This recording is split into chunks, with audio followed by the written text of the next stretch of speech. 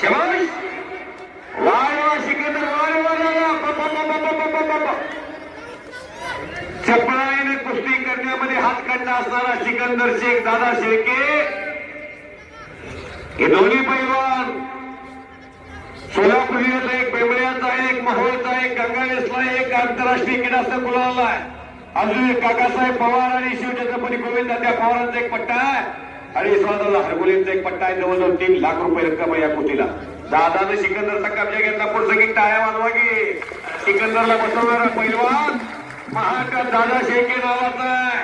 नाही ते कुठं बसतच नाही. ती आग आहे आग घुटणार हो हो हो हलक्या काळजाची माणसं आताच घर गाठतात. काहीतरी घडतंय ओ घुटणार काहीतरी घडतंय. शबाश दादा शबाश सिकंदर.